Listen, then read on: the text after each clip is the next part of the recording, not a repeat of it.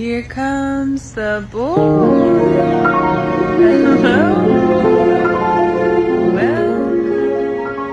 Chovendo tanto que parece que minha casa vai cair. Olá, estamos aqui hoje para falar sobre o impressionismo, juntamente de alguns intrusos. Inicialmente, era um movimento artístico francês que inspirava a sensibilidade e a intensidade das cores. O objetivo principal dos artistas era estabelecer o contraste e a claridade das cores através da luz solar sobre elas, ou seja, o efeito de modificar as cores de acordo com o horário do dia. Com isso, o impressionismo consegue transmitir a ideia de felicidade e harmonia em suas obras ricas de detalhes. Tudo se misturava e combinava muito com o ambiente.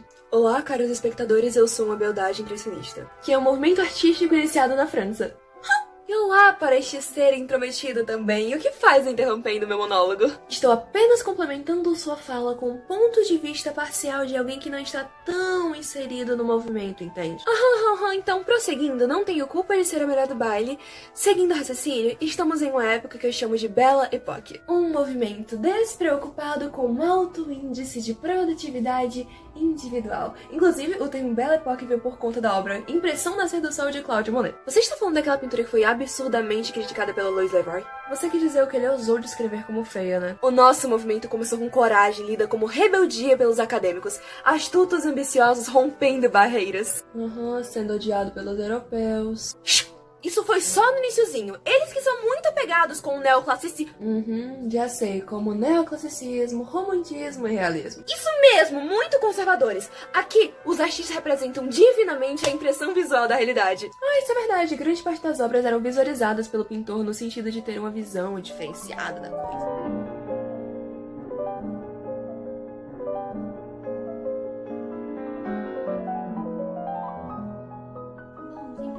Foram caracterizados principalmente pelo seu rompimento completo com o passado, pela pesquisa feita sobre a óptica e os efeitos ópticos, e por fim, o pertencimento a grupos individualizados e pinturas feitas para o exterior. Nas obras era evitado usar a tonalidade preta, então eles buscavam reproduzir as sombras e luminosidade de forma bem colorida, uma coisa que eu realmente não me identifico. O contraste e as transparências luminosas auxiliavam no desvanecimento da forma, e ao perceberem a fonte das cores nos raios solares, procuravam representar a mudança no ângulo e a ampliação disso nas cores. Os temas retratados também costumavam ser de ambientes cotidianos. Bom, como já sabemos, a pintura foi o principal elemento artístico explorado pelo impressionismo, mas também o desenvolvimento de esculturas também está bastante presente nesse movimento, em que utiliza-se a fusão da luz com as sombras e obras inacabadas. Assim como na pintura, as esculturas impressionistas surgiram de temas cotidianos, assim como na literatura clássica também. O estilo impressionista aplicado na música buscava com que as pessoas tivessem um profundo estado de espírito, uma harmonia, juntamente com cores tonais. Baseando-se nessa insinuação, eles usaram uma linguagem totalmente diferente da dos românticos.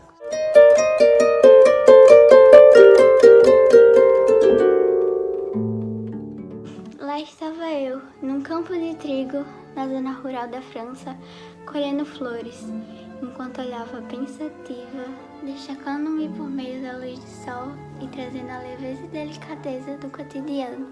Eliseu Visconti me retrata nessa composição para fazer uma homenagem a dois grandes mestres impressionistas, Monet e Renoir. Essa composição é uma das mais famosas e apreciadas de suas artes, justamente por isso. E atrás de mim também é trazida duas figurinhas bem pequenininhas, que também é homenagem a esses dois pintores, Monet e Renoir. Aqui nesta obra de Monet, que traduzindo para português é Almoço na Relva, tem uma mulher nua almoçando com dois homens vestidos com roupas antigas. Mais à frente encontramos uma natureza morta e com a ceia de frutas. Nhaque. No fundo também podemos ver uma moça levantando suas vestes e banhando-se no riacho, córrego.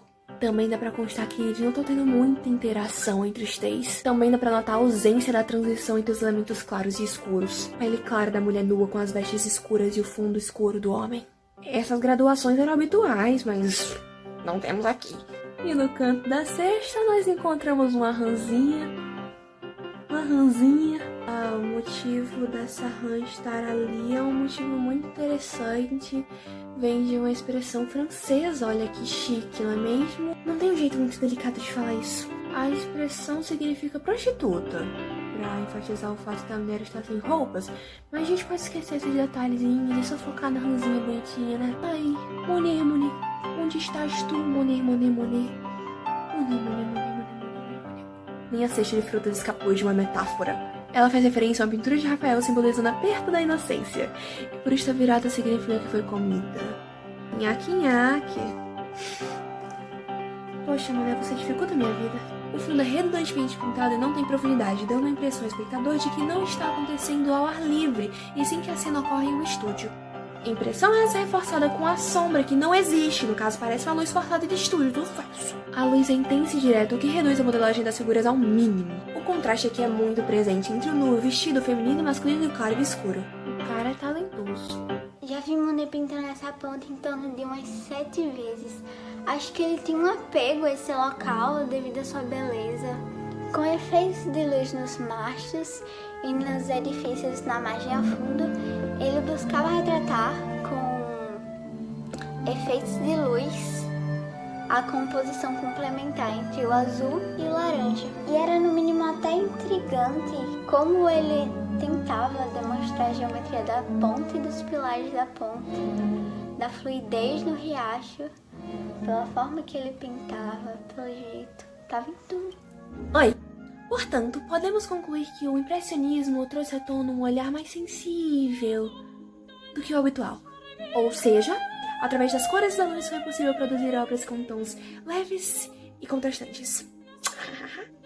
Oi. Além disso, algumas obras apresentam figuras sem contornos nítidos, com o objetivo de dar ênfase às cores do ambiente que estiverem.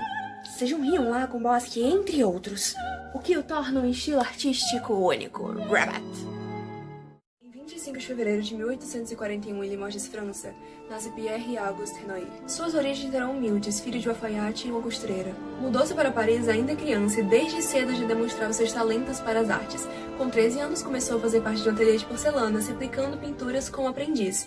E, com 19 anos, em 1862, começou a fazer parte da Academia de Belas Artes. Lá, ele estudava desenho e anatomia, e no mesmo ano começou a fazer parte do estúdio de Charles Grayle, onde virou amigo de 3 outros artistas um tanto quanto conhecidos. Assim, os 3 usavam e abusavam da luminosidade das cores, fazendo pinturas ao ar livre junto da natureza. As telas de Renoir eram consideradas exemplos perfeitos das mudanças trazidas pelas técnicas impressionistas, com pinceladas curtas e cores contrastantes postas lado a lado. Ele conseguia trazer com perfeição elementos como a luminosidade da pele ao ar livre e a vivacidade da vegetação. No ano de 1864 fez a sua primeira exposição, mas não conseguiu tanto reconhecimento assim.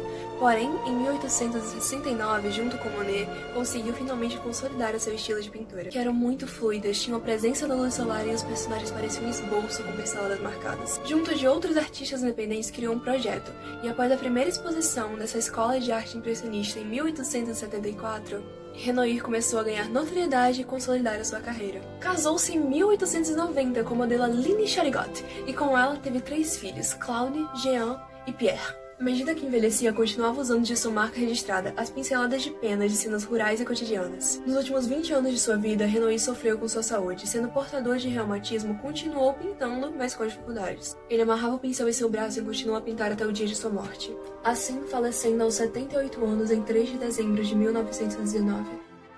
Nascido em Paris, foi um pintor francês considerado um dos mais importantes da escola impressionista, Oscar Claude Monet.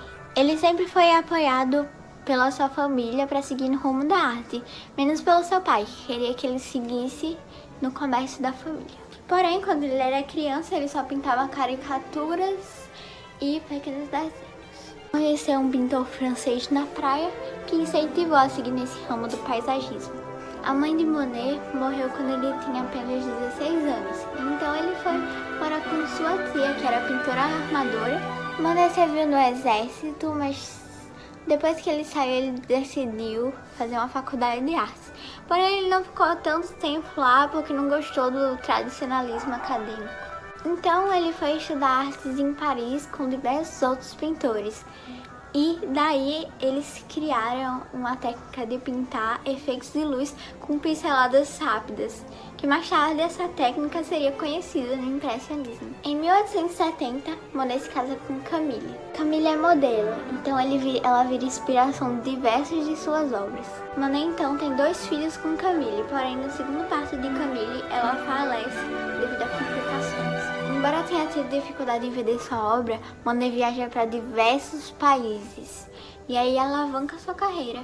Ao pintar o quadro Impressão Nascer do Sol, Monet começa a lidar com diversas críticas, pois aquilo não se tratava da realidade em si, e sim de uma impressão do nascer do sol.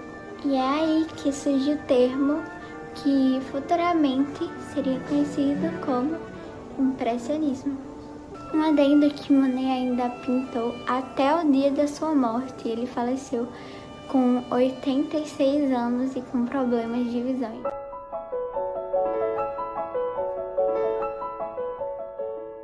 Eu nem lembro mais se isso ainda funciona. Olá. E agora iremos falar de...